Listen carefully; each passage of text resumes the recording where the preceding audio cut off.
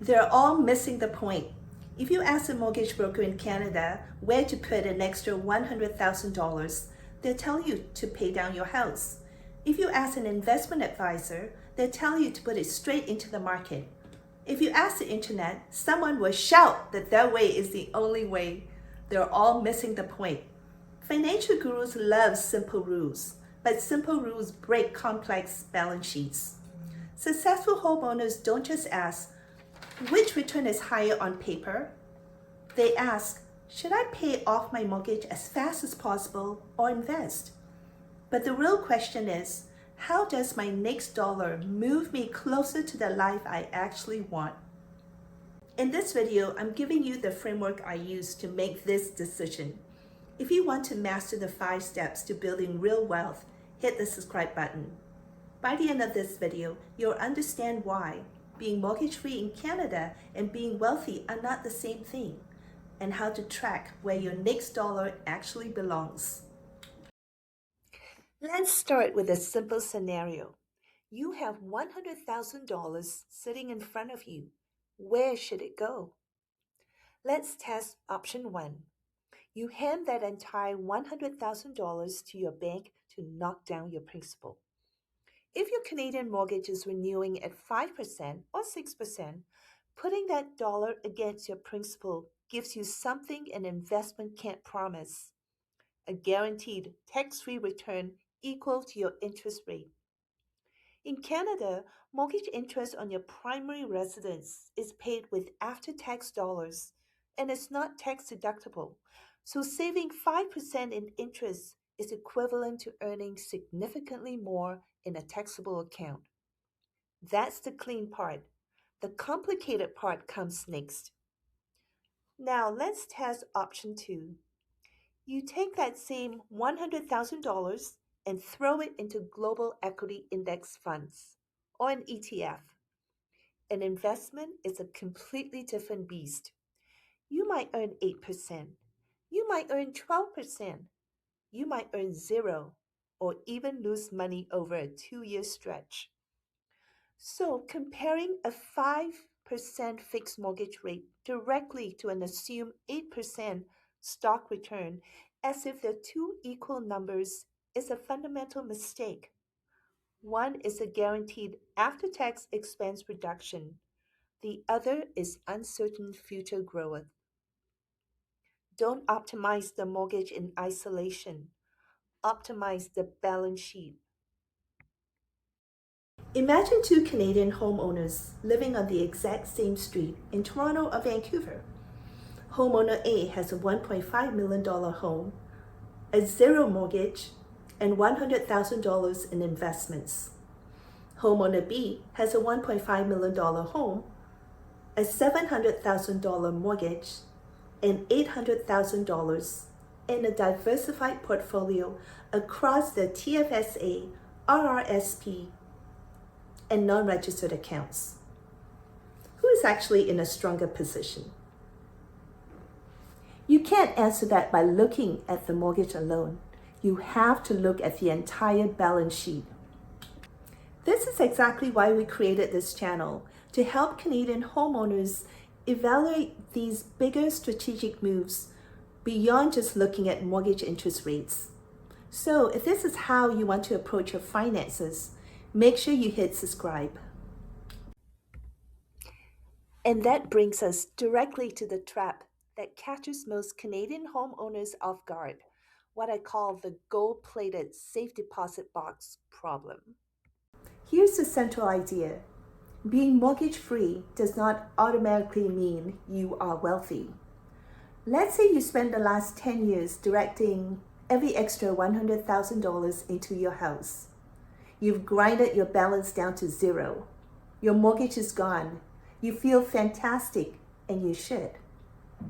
But let's look at where that money is physically sitting.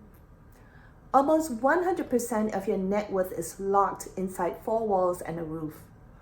Thanks to Canada's principal residence exemption, that equity grows tax-free, which is great. But you have limited liquid capital outside the house, and your paycheck is still doing the heavy lifting to keep life running. When a Canadian homeowner tells me, my house is paid off, so I'm financially set, my answer is, maybe you are, or maybe you're just house rich and cash poor. Now let's take that same $100,000 and look at Canadian registered accounts. If you max out your TFSA, every dollar of investment growth and every future withdrawal is 100% tax-free. If you use your RRSP, that $100,000 contribution could trigger a massive tax refund at your peak marginal rate, which you can then reinvest. Suddenly, that money isn't just growing, it's accessible, tax efficient, and liquid. So the debate isn't just mortgage versus market, it's asking, where does this money give your family the most options, the best tax efficiency, and the strongest protection? If you're starting to realize that the conversation after you buy the house is where real wealth is built, subscribe to this channel. We dive into these post-purchase strategies every week. So before you move that $100,000 in either direction, here are 5 specific questions you need to answer first. Before I tell any Canadian where to put their next $100,000, I don't ask about stock market predictions. I start with one core question. What is this specific dollar supposed to accomplish for your life? Before we move that money, I want answers to 5 simple questions. Question 1. What does your mortgage actually cost you? Are you locked into a legacy 2% fixed rate, or are you facing a renewal at 5% plus that will squeeze your monthly cash flow? The higher your real cost of borrowing, the more attractive paying down principal becomes. Question 2. How dependable is your income? A public sector employee or a tenured professional with highly predictable income has a very different risk capacity than a business owner, commission salesperson, or tech worker whose earnings fluctuate. Question 3. If you put this money into the house, how much cash do you have left? Getting equity back out in Canada isn't seamless. It requires refinancing, opening a HELOC, or selling. You also have to check your mortgage contract. Exceeding your annual lump sum prepayment privileges can trigger severe prepayment penalties, especially on fixed rate loans. Question 4.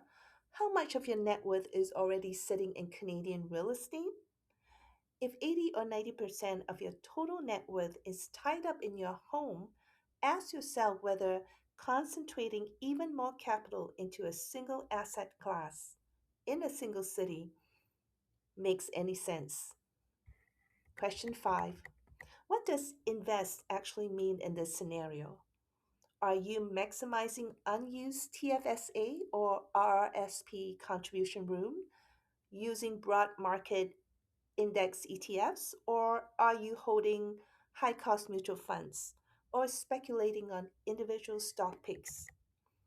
Now, once you answer those 5 questions, it leads to a conclusion that usually surprises high income earners, and it runs counter to almost everything you hear online.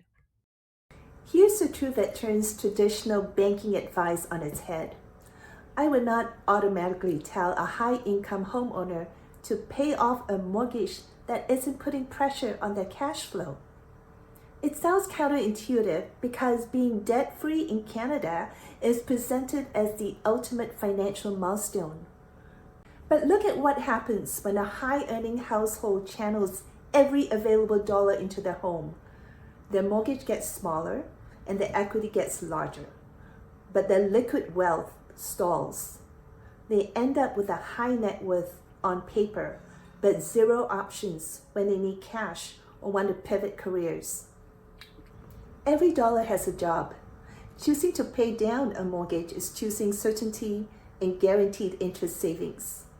Investing that dollar in tax-sheltered accounts is choosing liquidity, growth potential, and asset diversification. A quick note on advanced strategies like leverage investing or the Smith maneuver. Under CRA tax rules, interest on borrowed money is only tax deductible if the funds are used directly to purchase income producing assets in non registered accounts. Simply pulling equity out of your home to invest in a TFSA or RRSP does not make that mortgage interest tax deductible. Doing that without a clear structure is not a strategy. It's unmanaged leverage. A real plan accounts for CRA tax mechanics, rising rate stress testing, and what happens if market returns lag behind your borrowing costs. To bring all of this together into something actionable, here is the exact 5-step framework to run before you make your next move. If you're sitting there asking, so where does my next dollar actually belong? Here is the 5-step framework. Step 1, protect your liquidity. Never, never, never drain accessible cash or emergency funds just to make a mortgage lump sum payment. Step 2, audit your mortgage terms. Know your exact interest rate, renewal rate, and annual prepayment privilege limits to avoid lender penalties. Step 3, maximize your tax shields.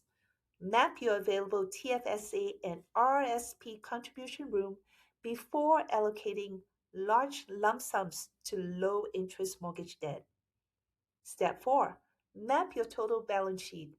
Target 5-year overall net worth growth and financial flexibility, not just zero debt. Step 5, execute for your life, not someone else's rule. Align your choices with your actual income security, tax bracket, and personal risk capacity. So, should you pay off your mortgage or invest? The answer isn't always pay off your mortgage, and it isn't always invest in the stock market. Successful homeowners are not obsessed with getting their mortgage balance down to zero as fast as humanly possible at the expense of everything else. They're asking a better question. Where should the next dollar go? Because every dollar you earn has a job. Your mortgage is one job. Your TFSA and RRSP are another. Your liquidity is another.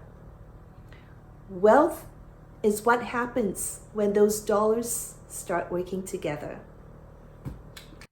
If you want to build a strategy that puts all those Canadian tax and mortgage pieces together, hit subscribe to join us on The Mortgage Strategist, presented by Home and Wealth. Remember, your mortgage isn't the final destination. It's just one move on the board.